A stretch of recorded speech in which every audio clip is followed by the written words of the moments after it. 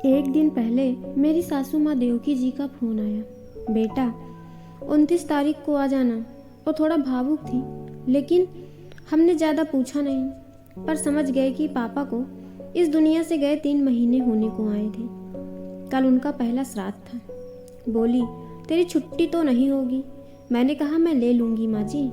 सासू माँ पापा के पुश्तैनी मकान में रहती हैं। हम लोग नौकरी की वजह से घर से 30 किलोमीटर दूर रहते हैं।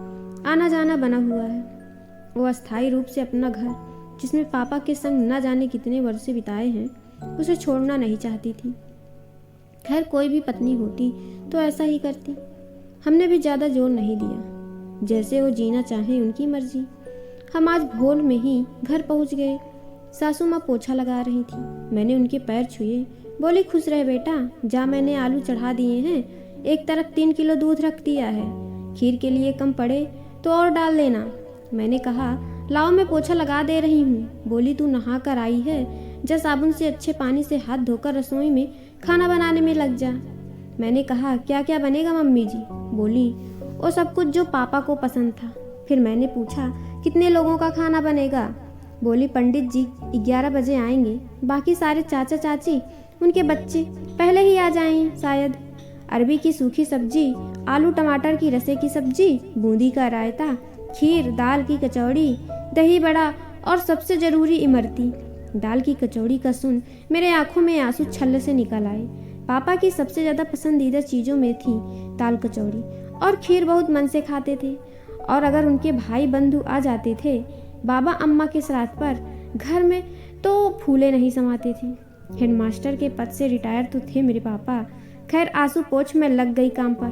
पतिदेव भी मेरे माथे पर आए पसीने को देख थोड़ा मदद कराने आ गए। मैंने कहा, मम्मी अब आप नहा लो। वो गुसल खाने से बोले जा रही थी, बहू मेवे अच्छे से डाल देना। तेरे पापा बोलते ही रहते थे, मेवे कम नहीं पड़ने चाहिए खीर में। मैंने मम्मी की आवाज़ सुना और मेवे डाल दिए। तब तक घर में बाकी चाची चाची और उनके बच्चे भी आ गए। दोनों सब्जी, रायता, खीर, दाल की कचौड़ी की भुनी हुई दाल, कचौड़ी का ढीला आटा, पूड़ी का सख्त आटा तैयार था। मैंने पतीले में चाय चढ़ाई, सभी को पानी दिया, सभी के पैर छुआई। तब तक पंडित जी और उनके बेटे को भी ये ले आए। उन्हें जलपान कराया। पापा के सब भाइयों को देख पंडित जी बहुत भावुक हो गए और बोले, आज ठाकुर साहब बहुत खुश होंगे, क्योंकि उनके सब भाई, नाती पोते, बच्चे जो घर में हैं। 4 दिन पहले से ही ठाकुर साहब न्योता दे आते थे कि पंडित जी हमारे यहाँ ही आना, कहीं और मत जाना। सुबह ही लेने आ जाते थे। और आज मैं उन्हीं के श्राद्ध का प्रसाद ग्रहण करने आया हूँ। मन बहुत भारी हो रहा है। उन्होंने ज़्यादा तो नहीं खाया, पर मान रखने के लिए थोड़ा थोड़ा प्रसाद ग्रहण कर लिया। उनके बेटे ने ठीक से भोजन किया और फिर दक्षिणा दी। उनके जाने के बाद घर के छोटे छोटे बच्चे, जिनके पेट में चूहे कूद रहे थे, उन्हें खाना दिया। सब बड़े मन से खा रहे थे। पापा की बच्चों के सामने लगी तस्वीर देखकर मुझे ऐसा लगा मानो मुस्कुरा रहे हूँ और बोल रहे हूँ, देखो मेरे बच्चे, मेरे घर कैसे चहक रहे हैं। हमारे बड़े बुजुर्ग तो अपने नाती पोतों की किलकारियों से ही खुश हो जाते हैं। उन्हें कुछ नहीं चाहिए। ये श्राद्ध तो मात्र एक बहाना है। बस इसी बहाने हम अपनी रोज़मर्रा की ज़िंदगी में अगर कभी उन्हें याद करना भूल जाएं, तो इसी बहाने याद कर लें।